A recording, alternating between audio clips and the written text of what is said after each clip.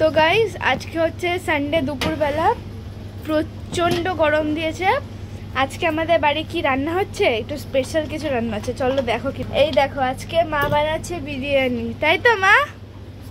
এখানে সব রেডি করছে। এই যে পেঁয়াজ কাটা হয়েছে, এখানে আলু কেটে রেখেছে, এখানে পেঁয়াজ আদা রসুন বাটা, এখানে পেঁয়াজ রসুন বাটা।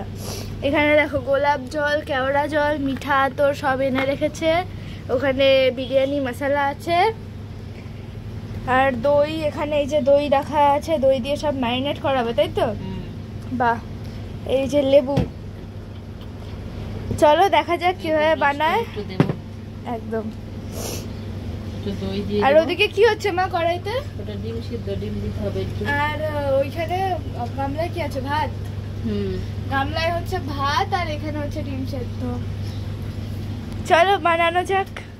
তো তারপরে দেখো আমি এই যে চিকেনটার মধ্যে দিয়ে দিলাম একটুখানি পাতিলেবুর রস, টক দই, আদা রসুন বাটা, যা যা মশলা সমস্ত কিছুই দিয়ে কিন্তু মোটামুটি 40 মিনিটের মতো ম্যারিনেট করে রাখবো। তাহলে কি বলো তো, নুন মশলাটা ভালো করে চিকেনের ভিতরে ঢুকে যায় আর খেতেও খুব সুন্দর হয়। তো তারপরে দেখো এই দিয়ে যে ভাতটা করে রেখেছি, সেই ভাতটা কিন্তু আমি কিছুটা এবার আলাদা করে নেব, যেহেতু ওইটার মাঝখানে দিতে হবে, সেই জন্য কিন্তু ভাতটা কিছুটা আলাদা করে নেব। আর এইদিকে দেখো আলুটা আগে থেকে একটু সেদ্ধ করে নিয়েছিলাম, আর সেদ্ধ করে তারপরে কিন্তু সুন্দর করে লাল লাল করে ভেজে নিয়েছি, আর পেরেস্তাটা ভেজে নিয়েছি, দেখতেই পাচ্ছ। তারপরে ফোড়নে দিয়ে দিয়েছি একটা শুকনো লঙ্কা, গোটা এলাচ, দারচিনি, আর দিয়ে দিয়েছি পেঁয়াজ কুচি। আর দিয়ে যখন ব্রাউন কালার হয়ে এসছে, তখন কিন্তু এই যে চিকেনটা আমি ম্যারিনেট করে রেখেছিলাম সেটা দিয়ে দিলাম। আর দিয়ে এবার কিন্তু ভালো করে কষিয়ে নেব। কষিয়ে তারপরে কিন্তু এদিকে দেখো আমি ভাতটা এবার কিছুটা আলাদা করে নিচ্ছি। আর আমি যেটাতে ভাত করেছিলাম সেটাতেই কিন্তু আমি বিরিয়ানি ইয়েতে বসাবো, ওই জন্য কিন্তু একটু কিছুটা আলাদা করে নিচ্ছে। আর ভাতটা আলাদা জায়গায় করলে ভালো হয়, তবে ভাতটা ঝরঝরাই হয়েছিল, কোনো সমস্যা হয়নি। তো ভাতটা কিন্তু আমি হাফ আলাদা করে নিয়েছি। আর নিয়ে দেখো এদিকে কিন্তু চিকেনটা খুব সুন্দর হয়ে গেছে, দেখতেই পাচ্ছ কত সুন্দর হয়েছে চিকেনটা। আর আমার হাতের বিরিয়ানি আমি কিন্তু আমার বরের কাছ থেকেই শিখেছি বিরিয়ানি বানানো। আমি কিন্তু আগে পারতাম না, সত্যি আমি জানতাম না বিরিয়ানি বানানো, আমার বরই শিখিয়েছে। আর আমার বর এখন বলে যে আমার বিরিয়ানি খুব টেস্ট হয় এখন। যাই হোক, বিরিয়ানিটা করে নিচ্ছি। তো দেখো বিরিয়ানিটা কেমন করছি আমি। তো এবার কিন্তু ফার্স্ট টাইম করিনি, আগেও আর একদিন করেছিলাম, তো সেদিন আর দেখানো হয়নি। তো আজকে কিন্তু দেখাচ্ছি যে আমি বিরিয়ানিটা আমার হাতের কীরকমভাবে করছি। তো তারপরে দেখো মাঝখানে দিয়ে দিয়েছি চিকেন, আলু, সব কিছু সাজিয়ে সুন্দর করে কিন্তু দিয়ে দিয়েছি। আর দিয়ে তারপরে এই দিয়ে কিন্তু উপরে আবার কিছুটা ভাত দিয়ে দেবো। দেখো তনু কিন্তু আবার চেটে দেখছে যে কেমন হয়েছে, আর দেখে বলছে মা দারুণ হয়েছে চিকেনটা। তাই যাই হোক, ভালো হলেই ভালো, তাই না বলো?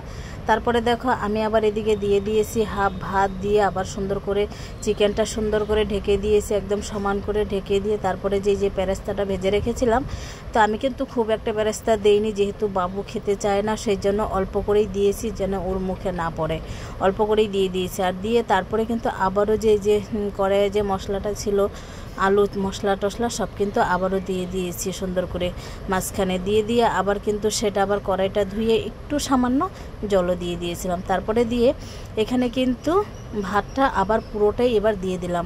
আর ভাতটা দিয়ে সুন্দর করে সমান করে একদম দিয়ে দিয়েছি। আর আমি কিন্তু বেশ অনেকটাই বিরিয়ানি বানিয়েছি, যেহেতু 2 বেলা 3 বেলা খাবে, সেই জন্য কিন্তু অনেকটাই করেছি। তো তারপরে কিন্তু সুন্দর করে এখানে সাজিয়ে দেব। এবার দেখো বাটিতে কিন্তু দুধ নিয়ে নিয়েছি, আর দুধ নিয়ে এদিকে দেখো কেওড়ার জল, গোলাপ জল, আতর সব কিন্তু নিয়ে নিয়েছি। আর এবার কিন্তু আমি দিয়ে দেবো ডিম যে সিদ্ধ করে রেখেছিলাম, সেই ডিমগুলো কিন্তু উপরে সাজিয়ে দেব, একটা একটা করে সমস্ত ডিমগুলো দিয়ে দেবো। আর দিয়ে আবারও যে কিছুটা পেরেস্তা রেখেছিলাম, সেই পেরেস্তাটাও কিন্তু আবারও উপর দিয়ে কিছুটা দিয়ে দেবো। তা দিয়ে ভালো করে কিন্তু সাজিয়ে নেব। আর নিয়ে তারপরে কিন্তু এই যে দুধটা যে রেখেছিলাম, তো দুধটা দিলে কিন্তু ভালো হয়। অনেকে জল দিয়েও, আমার যখন দুধ না থাকে তখন কিন্তু জলের মধ্যেই আমি আবার কেওড়ার জল, গোলাপ জল এগুলো মিশিয়ে নিই। তো যেহেতু আজকে দুধ ছিল, সেই জন্য কিন্তু আমি দুধেই আবার দিয়ে দিয়েছি। তো যেহেতু এই কেওড়ার জল, গোলাপ জলের ঢাকনাটা ছোট ছিল, সেই জন্য কিন্তু আমি 3 চামচ করে দিয়ে দিয়েছি। আর খুব বেশি দেইনি, যেহেতু বেশি গন্ধ হলে আবার ভালো লাগে না বাবুর, ওই জন্য 3 চামচ করে কিন্তু আমি দিয়ে দিয়েছি। আর মিঠা তো দুধটা কিন্তু খুব বেশি দেইনি, 2-3 ফোঁটা দিয়েছি। যে ওইটা দিয়ে ভালো করে আরেকটু দুধের মধ্যে একটুখানি নুন দিয়ে দিলাম, দিয়ে ভালো করে কিন্তু গুলে নিয়েছি। আর গুলে নিয়ে তারপর ওই যে আমি বিরিয়ানি রেডি করে রেখেছি সেটার উপরে কিন্তু সমস্তগুলো ছড়িয়ে দেব।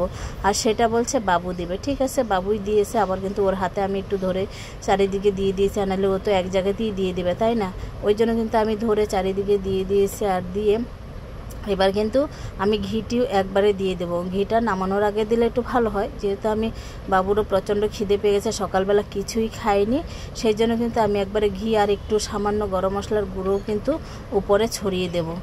তো এই জন্য কিন্তু আমি ঘি খুব বেশি দেইনি, অল্প একটুখানি দিয়েছিলাম, বেশি একটা দেইনি।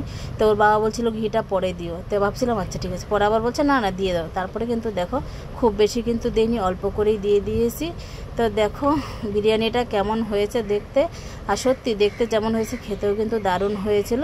তারপরে দিয়ে দিয়েছি সামান্য একটু গরম মশলার গুঁড়ো। তো দিয়ে এইবার কিন্তু আমি বসিয়ে দিব উনানে। তো উনানে বসিয়ে কিন্তু মোটামুটি আধা ঘন্টা 25 মিনিট এরকম রাখতে লাগে। তো এরকম বসিয়ে দিয়েছি। তো দেখো বিরিয়ানিটা কেমন হয়েছে অবশ্যই বলবে। আর এরকম করে বিরিয়ানি করে খাবে, দেখবে একদম দোকানের মতো লাগে, সত্যিই দোকানের মতো লাগে। আমরা খেয়েছি তাই বলছি, তোমরা অবশ্যই খেয়ে দেখবে, দারুণ হয়েছে। তো দেখো আমাদের কিন্তু খাওয়া হয়ে গেছিলো। তারপরে তনু বলছে আমি লাস্টে বসবো, ওর যেহেতু খেতে দেরি হয় ওই জন্য ও সবার লাস্টে বসবে। তো আমরা 3 জনেই কিন্তু খেয়ে নিয়েছিলাম, তারপরে তনু বসেছে। তো যাই হোক, আজকের মতো ভিডিওটা ছিল এই পর্যন্ত। যদি ভালো লাগে অবশ্যই লাইক কমেন্ট শেয়ার সাবস্ক্রাইব করে পাশে থেকে। আবার দেখা হচ্ছে নতুন কোনো ভিডিওতে।